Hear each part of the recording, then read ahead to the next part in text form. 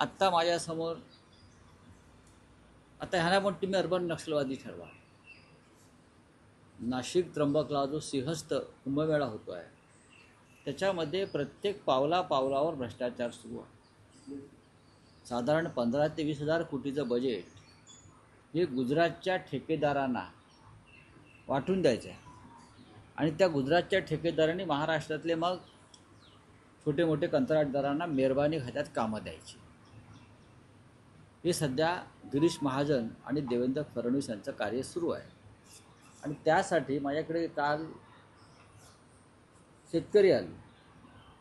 नाशिक त्र्यंबकेश्वर रस्ता जो सिंहस्थाच्या नावाखाली त्याचं रोड वाइंडिंग सुरू करत आहे, त्याची गरज नाही आहे खरं म्हणजे. आणि दोन्ही बाजूनी हे जे आहे नाशिक महानगर प्रदेश विकास प्राधिकरण हे दोन्ही बाजूनं जागा ताब्यात घेऊन शेतकऱ्यांच्या घरांवर, अधिकृत घरांवर, शेतकऱ्यांच्या व्यवसायावर, काही लहान लहान हॉटेल्स आहेत, दुकानं आहेत, त्याच्यावरती परवानगी आहेत, शासनाच्या मंजुऱ्या आहेत, त्याच्यावरती बुलडोझर फिरवून हजारो शेतकऱ्यांना नाशिक त्र्यंबक रोडला तुम्ही उद्ध्वस्त आणि बेघर करताय, बेरोजगार करताय. याची गरज नाही. आणि शेतकरी तिथे आता उपोषणाला बसले. गेल्या 8 दिवसापासून शेतकऱ्यांचं उपोषण सुरू आहे. राज्याचे मुख्यमंत्री म्हणतात तर राज्यात सगळं आलबेल आहे, कोणावरती अन्याय होणार नाही. सोलापुरामध्ये उपोषणाला बसले शेतकरी.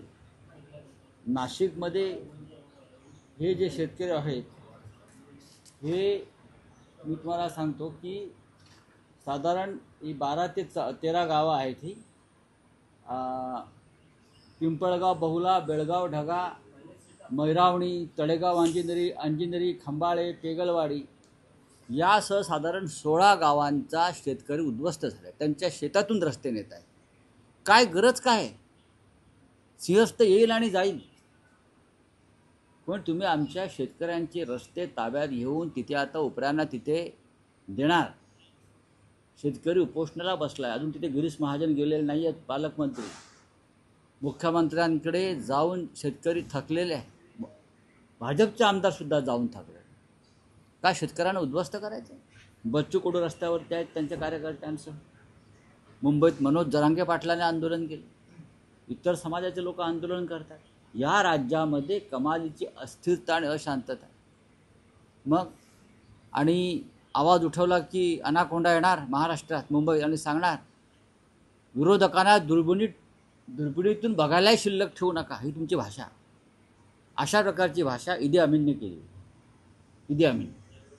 त्यानंतर हे भाजपचे लोक करतात. विरोधकांना संपवायचं, आंदोलन करणाऱ्यांना संपवायचं, त्यासाठी कठोर कायदे आणायचे. बच्चू कडू यांचं आंदोलन जे आहे शेतकऱ्यांचं आंदोलन, माझ्या माहितीप्रमाणे ते राजकीय आंदोलन आहे. त्याच्यामध्ये राजकीय लोक आलेले आहेत. आता पंजाबचा शेतकरी किंवा हरियाणाचा शेतकरी जेव्हा दिल्लीच्या सीमेवर बसला होता तेव्हा नरेंद्र मोदी आणि त्यांच्या लोकांनी सांगितलं त्यात अतिरेकी घुसलेले, यांना अतिरेक्यांचा पैसा इकडे येतो आहे.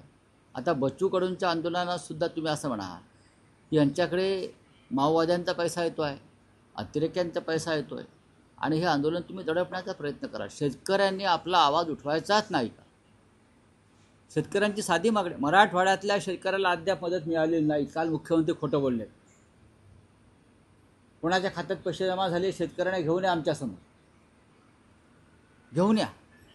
मराठवाड्यातला शेतकरी हवाल दिला आहे, सोलापूरचा शेतकरी हवाल दिला आहे, विदर्भातला शेतकरी हवाल दिला आहे, आणि तुम्ही काय मजा मारताय?